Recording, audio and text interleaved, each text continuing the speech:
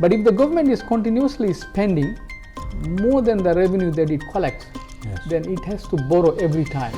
Could you explain a bit more about that increase, whether we should or shouldn't, or what are the arguments for and against it? Policy is also a lag effect, meaning that you may implement the policies now, the impact of the policies on the economy may be felt a year or 2 years down the line. Bula, and welcome to The Lens at 177. Today we are so happy to have with us one of our recognized and most esteemed economists, Dr. Neelesh Gounder. Bula, Dr. Gounder. Bula, Felix. Dr. Gounder is here with us to explain something that affects a lot of us, that perhaps many of us don't understand, and that is the economy. A lot of people go to the shops to purchase goods and are wondering why and when will the prices of basic food items come down. So here, just to give us a bit of understanding on how the economy works and affects each one of us, we have brought Dr. Gounder into the studio. Dr. Gounder, firstly, in March this year, Professor Biman Prasad, our Deputy Prime Minister and Minister for Finance, had explained that we could be facing some tough times due to the debt level that's existing at the moment. So if you could just please explain, how did this debt occur and how are we going to get through it? Thank you, Felix. So at the moment, the debt level is over 80% of GDP. We usually look at debt relative to GDP, and GDP is the total income that is earned in an economy or country over a specified period of time. So the debt accumulation has happened over the years. Every time we have a budget and there is a deficit. Deficit means that we are spending more than the revenue we are collecting. So every time we have a deficit, we go and borrow some money to cover for the shortfall, which is the difference between the revenue and the expenditure, because the expenditure is more than the revenue. And every year we have a deficit, we go and borrow some money. And so when we borrow money every year, it adds up to the stock of debt. So it has accumulated over time, but the accumulation has been faster in the last 10 years compared to any previous time in our history. So as debt level increases, we would also expect an economy to be growing over time. And if the economy is growing faster than the growth in debt, it's not really a big issue. The challenge arises is when debt has grown large relative to GDP, but your economy or GDP hasn't been growing faster than the growth in debt. And as a result, debt to GDP ratio will approach around 100%. And as debt increases, debt has to be repaid. So as debt grows, more and more revenue that the government earns each year will go into debt servicing, which means paying off of the debt. So if more and more revenue is going towards debt payments, less and less revenue will be available to the government to spend for public services, but also for infrastructure investment. And that is one of the challenges which the Fiji government is facing right now, is that debt has grown large, over 80% of GDP, but the economy hasn't grown as much as what we had expected the Fiji economy to grow. It's strange that you say that, because the previous Minister for Economy said that that they were doing smart borrowing, and that Fiji had the ability to borrow to the extent that we read at the moment. So what would you say to that? So the term smart borrowing is a new term. It's one of those fashionable terms that is out there at the moment. What it basically relates to is when government borrows at a relatively lower interest rate, or interest rate which is close to zero. But at the end of the day, you are borrowing money, and if you borrow money, it has to be paid back. The only difference is that the interest that is added on top of the debt would be lower. But if you already have existing stock of debt, you are borrowing more, your stock of debt is growing. So although you may be doing, say, smart borrowing by borrowing at low interest rates, your debt is still growing, and that has to be paid back. Right. You know, just for the sake of the ordinary Fijians, moms and dads, single moms and dads who are struggling to make ends meet, what does debt actually mean for them? You know, when you're talking about in terms of GDP, a lot of them would not understand what that means. So what does it mean for them? Yes. So when government spends money on public services and on infrastructure, it raises the money through taxation. Right. And government collects revenue through taxes and non-tax revenue. Right. But if the government is continuously spending more than the revenue that it collects, yes, then it has to borrow every time. Right. It is spending more than the revenue that it collects. So that gap, the shortfall in the difference between expenditure and revenue, with expenditure being more, adds to the government stock of debt. Right. Which means that every time government is spending more money than it collects, it's creating a stock of debt. So eventually our time might come, if the economy isn't growing as fast as the government would expect, yes, then eventually the government will find it difficult to continue with the expenditure commitments or the expenditure needs, both towards public services and also investment in infrastructure. Right. And if the government does not intend to raise taxes, then it will be trapped in this cycle of low revenue, right, because taxes are low, the economy isn't growing, right, so low revenue, but it is continuing expenditure levels, right, which is much higher than revenue. Right. And this expenditure, of course, would be for a number of government activities. It could be providing public services, health services, employing of teachers, building roads, other infrastructure, right, etc. So eventually the government will find it very challenging to balance its revenue and expenditure commitments. Right. And fiscal policy, both revenue and expenditure, will have an impact on ordinary people. Right. Because revenue is about taxes and non-tax revenue. Majority of the revenue comes through tax revenue. So, right, if you look at revenue as a portion of, as a percent of the GDP in Fiji, is around, just pre-COVID, it was around 27%. So, right, around 20 to 22% came from tax revenue, and around 3 to 4% came from non-tax revenue. So the government relies on taxes, right, mainly for the revenue that it collects. Is that VAT? VAT is one of those components. Then, right, there is company income tax, there is personal income taxes as well. Right. So if borrowing grows and the government realizes that it has to reduce the debt to GDP ratio, there are three things it can do. One is it has to reduce expenditure. Right. Right. Number two, it can increase revenue. Right. Number three, it has to grow the economy. And growing the economy is not always easy. We have our own challenges in terms of identifying the right economic and social policies so that the economy grows. Policies also a lag effect, meaning that you may implement the policies now, the impact of the policies on the economy may be felt a year or 2 years down the line. So it's not always easy, but governments have to start getting the policies right. So they put a set of policies in place that pushes the economy to grow and expand. So that's one of the ways. But it can also reduce the debt to GDP ratio by either reducing expenditure or growing the revenue. Right. So reducing expenditure is very difficult for many governments, and for Fiji at this point in time it will be extremely difficult to reduce expenditure. Right. Because it has many continuing commitments that it has to implement, and there is not much areas which it can cut expenditure at this point in time. Right. Moreover, the economy has just started to recover, and it's important to balance expenditure and revenue in such a way that fiscal policy does not stifle or does not slow down, right, economic growth. Okay. So there is not much scope the government has in terms of cutting expenditure. Growing economy, yes, it has to continuously ensure that the economy is growing.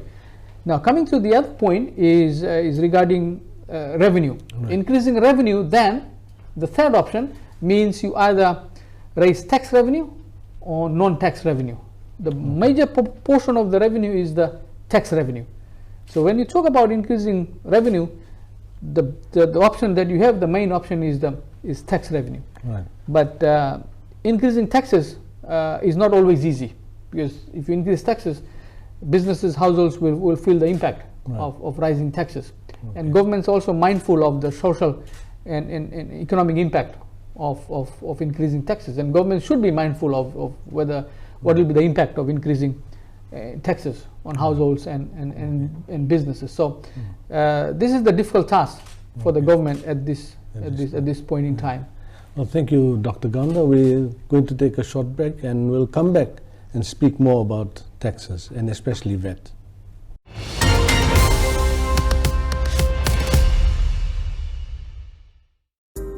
We were around when the deed was first signed.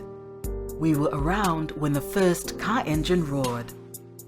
We were around when the very first was crowned. Through devastations, jubilant celebrations, and the milestones. We will continue to be around to bring you all the stories first.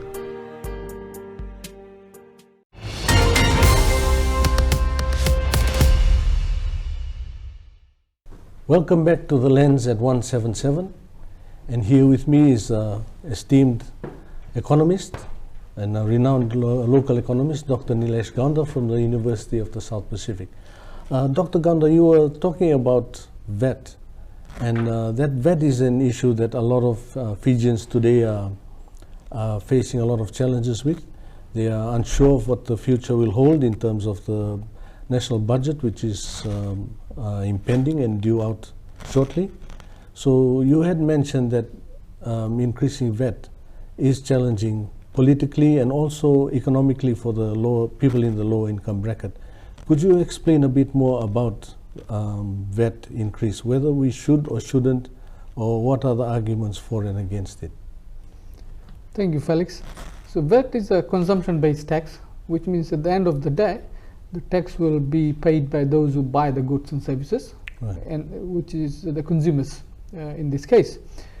So whenever value of the tax rate goes up, which means the what we pay for goods and services, yes, at the supermarket will go up, at the shops will go up, and that will definitely impact households because they'll be paying higher on goods and services they buy. Right. And that's one of the challenging things at the moment and for any government.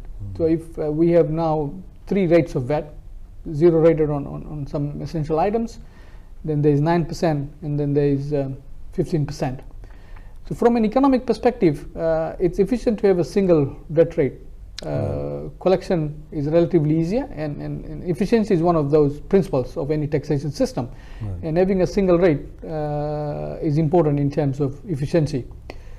But governments are also mindful of the impact of taxes on households, particularly low-income earners, right, or what we call as the social impact on households. So in terms of revenue, VAT is one of the major taxes at the moment which bring right in revenue for the government. So the government has to decide how does it balance between the revenue that it collects through VAT, right, and the impact on households. But certainly, given the debt scenario, unless the economy grows fast, say at a rate of higher than around 7 to 8% of GDP, it will be basically impossible to reduce the current debt to GDP right ratio, which means the challenges will remain, and the lack of fiscal space will remain a challenge for the government.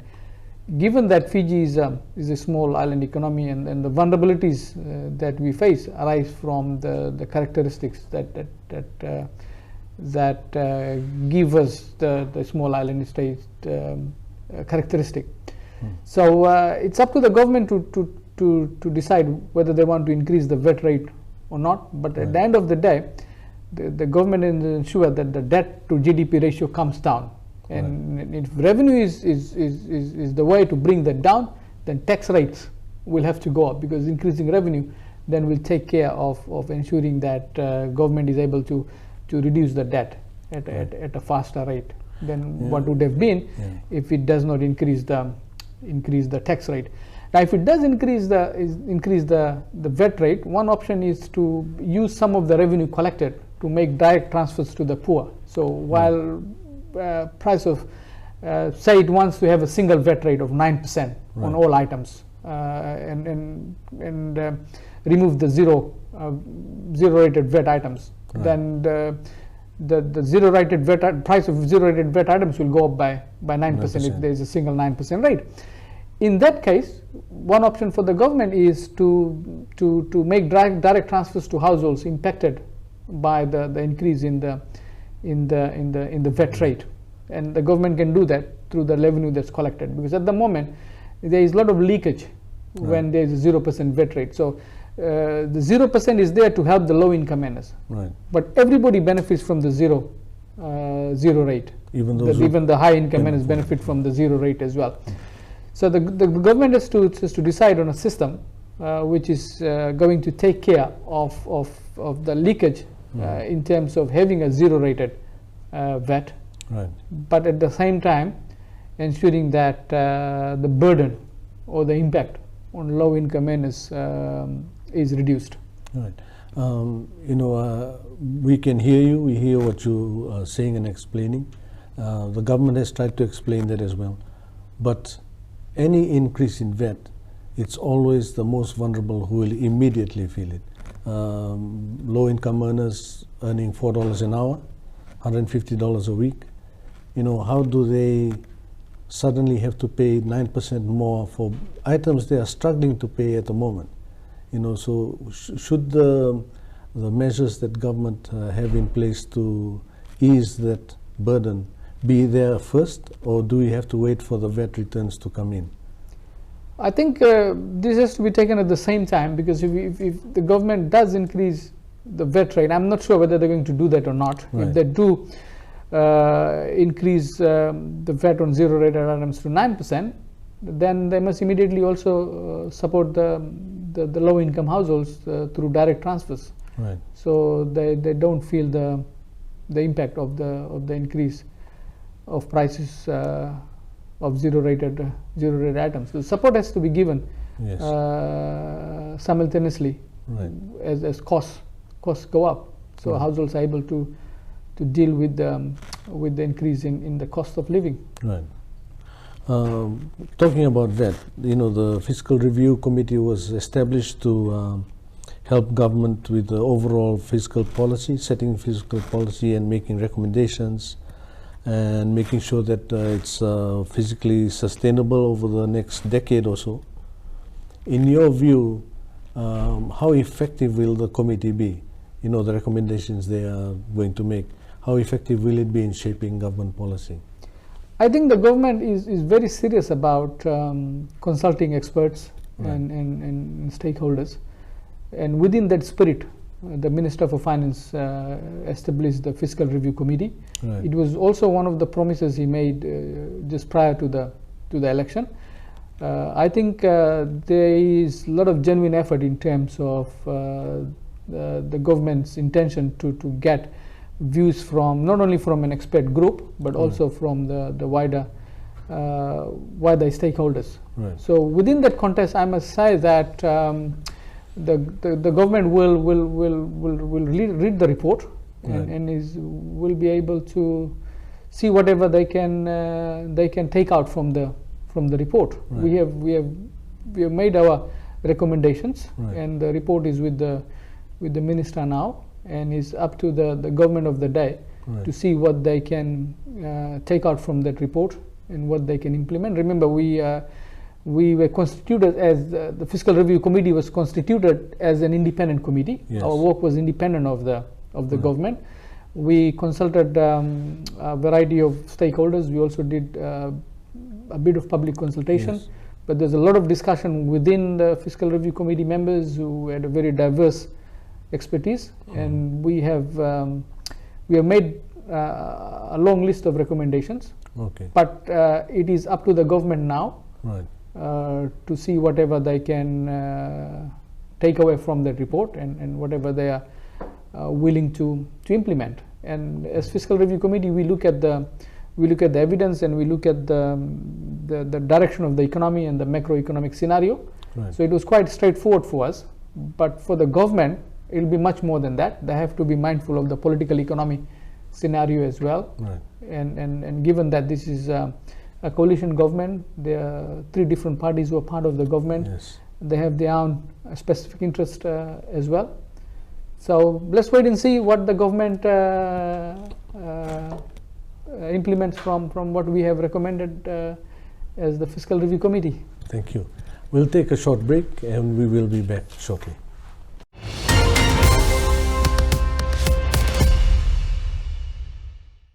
It's where I go when I want to know what's happening around the country. It's where I go when I want to know what's happening around the world. It's where I go when I want balance. It's where I go when I want to be inspired. It's where I go when I want to be updated on what's important. And I do it every day. I just can't start my day without it.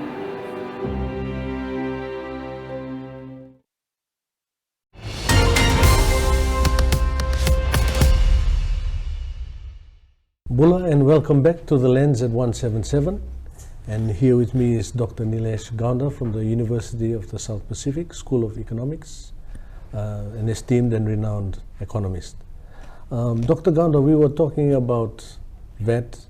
We've been talking about the impact on low-income earners.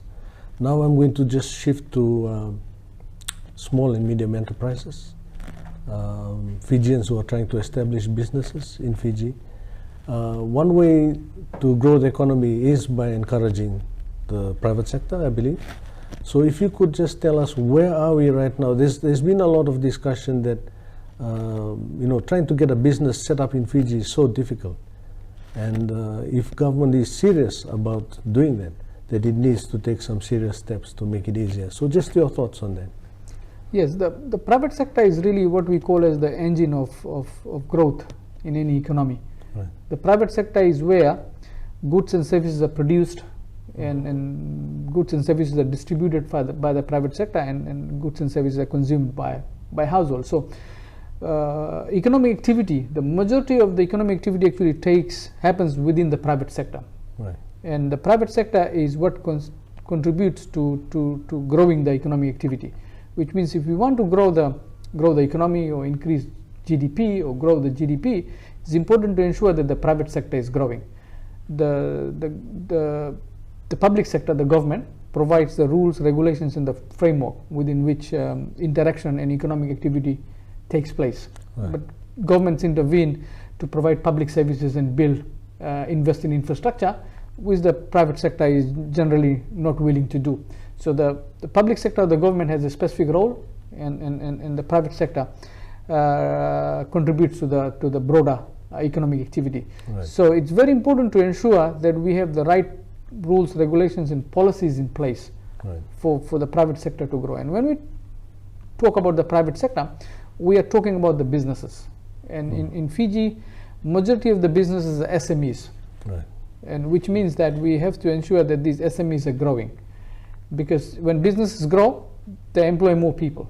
Right. And as they employ more people, household incomes increase, the sustained source of income also increases. So growing the private sector is really the most important way to grow the economy, ensure that GDP is growing, household incomes are increasing, and then which will have the impact of reducing poverty. So private sector growth is really important in terms of growing the economy. But are we doing that right now? Yes. So this year the forecast growth is around 8%, Right. and which is on the higher side. But it also takes into account some of the recovery phase of the growth as well. So because GDP fell during 2020. Right. So we are starting from a lower base. Yes. And some of this 8% is captured by the fact that we're starting from a lower base. So Okay. some of it is recovery and some of it is what we would like to call as real growth.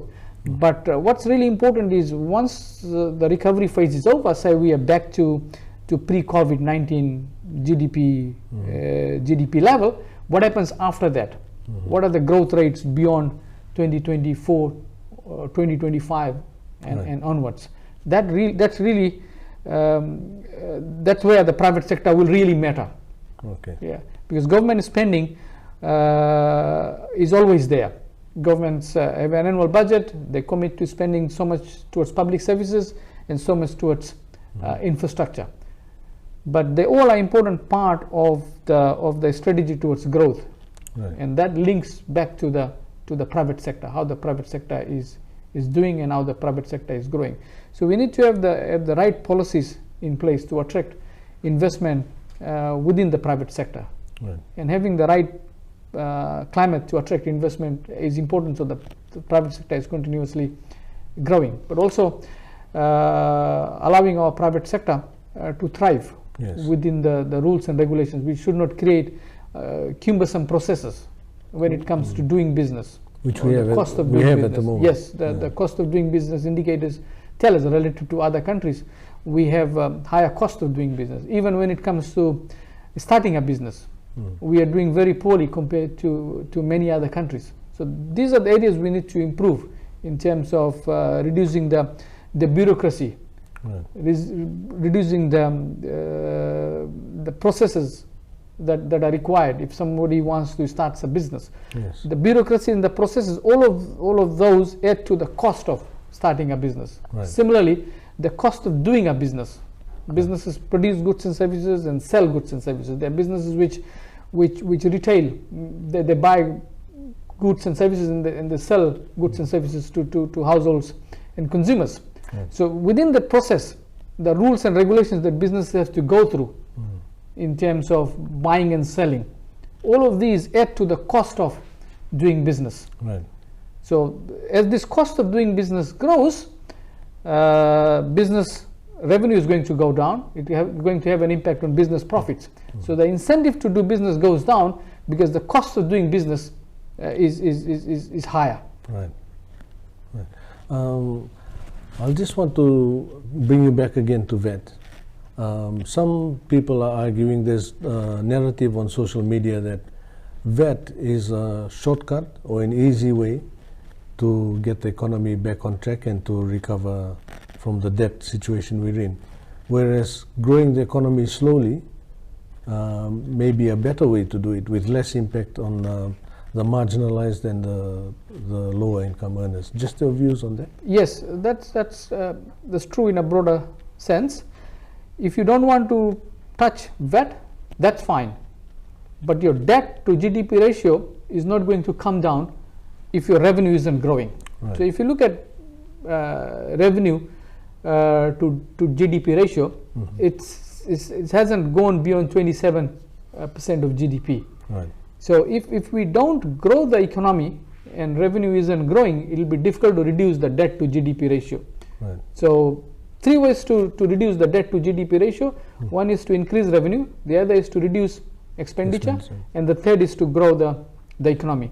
Growing the economy is a slow route to reducing debt to GDP ratio. But growing the economy also means we have to grow the economy at a relatively higher level than what we are doing now. Right.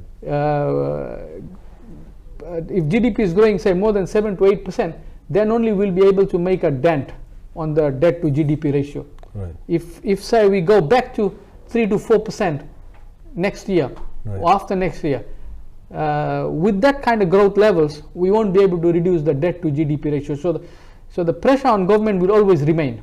Right. And as our debt remains higher relative to GDP, what that basically means is that the government doesn't have the flexibility Right. to use revenue to do other things. It will always be under that continuous pressure. Right. That debt is almost close to GDP, and every time you collect revenue, this much is going to to paying off the debt, unless the economy is growing Right. at a higher rate, and which brings in revenue, which is sufficient Right. to pay off the debt is due, but also more and more revenue is available for the government to use towards public services and to invest in infrastructure. So this route is growing the economy. The other route, of course, is the tougher route, and the tougher route is through increase in taxes. Right. And nobody wants an increase in taxes. Yes. You go out and take a survey, ask any household or business if they want taxes to go up. Nobody wants taxes to go up. So it's the government to decide what is in the national interest. Okay. But taking actions for the national interest might also mean that there are pockets of stakeholders who may be negatively impacted. Right. And so they need to be taken care of, they need to be supported, they need to be helped. Okay. But if tough actions need to be taken, then governments need to be ready to take those tough actions in the national interest. Thank you. And we've come to the end of our Lens at 177. We thank you, Dr. Gounder, for explaining a bit better to us who do not understand how the economy works and the impact of VAT. And we hope to see you back again soon. Thank you, Felix. Naka.